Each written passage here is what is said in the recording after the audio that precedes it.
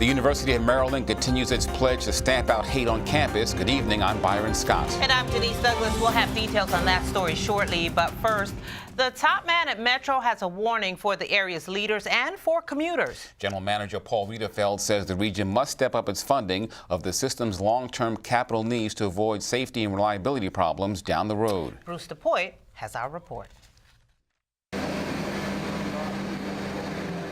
The region's commuters suffered through more than a year of major service disruptions during the SafeTrack maintenance surge. And today, Metro's general manager warned that a failure to fund the system at needed levels going forward would put the agency back at risk. If we don't do these things, we're not reliable, and we're chasing customers away.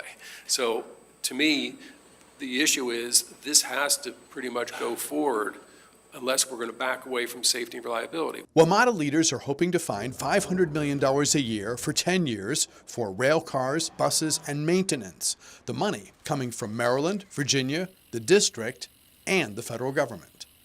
We need to, as a region, come up with the money to make the system safe, reliable, and efficient. And we are committed to that. I'm committed to that. I think that everybody is. How we get there is still a matter for negotiation.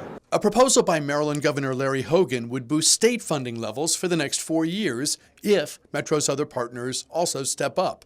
It's not the long-term funding source many say Metro needs, but it would buy time for potential progress toward that goal. The two sort of drawbacks to that are that we're not sure that the federal government would match it, and that it's still short of what most people say Metro ultimately needs.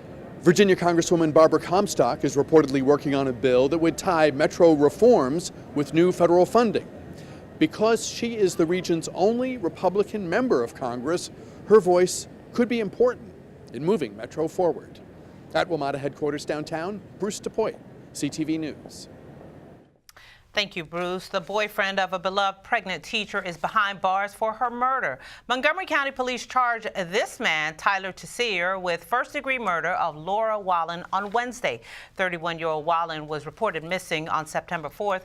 Concerns for her safety grew when she did not show up for the first day of school at Wild Lake High in Columbia last week.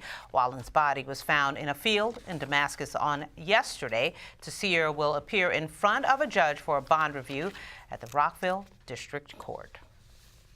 A young woman is missing and police need your help in trying to find her. 19-year-old Majal Darby, last seen yesterday on the 9000 block of Lotsford Road in Largo, and this was at around 10 o'clock in the morning. She is African-American, 5 feet 6 inches tall, and weighs about 265 pounds. Anyone who knows where she is asked to call Prince George's Police at 301-772-4911.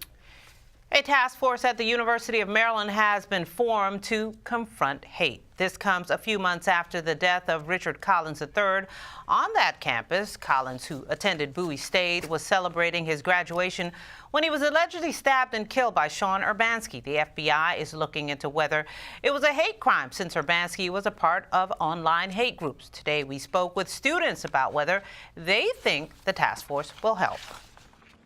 Yeah, that's a big concern, especially for like my mom back home. Just her worrying about me here, just like even like staying at the library too long, stuff like that. It's like always be careful, always be around a group of people, stuff like that. I have no reason to feel safe, but I do.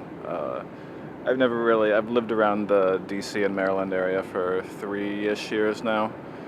And I mean, I kind of live on the edge of what some people might call sketchy part of town, but I've never felt unsafe walking home from the West Hatchville Metro at night.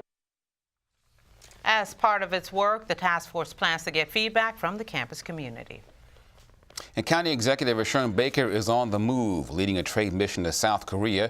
Baker and the Prince George's Economic Development Corporation will work to foster partnership, trade, and investment. Today, the county executive will attend the Global Mobile Vision Convention in Jiang City.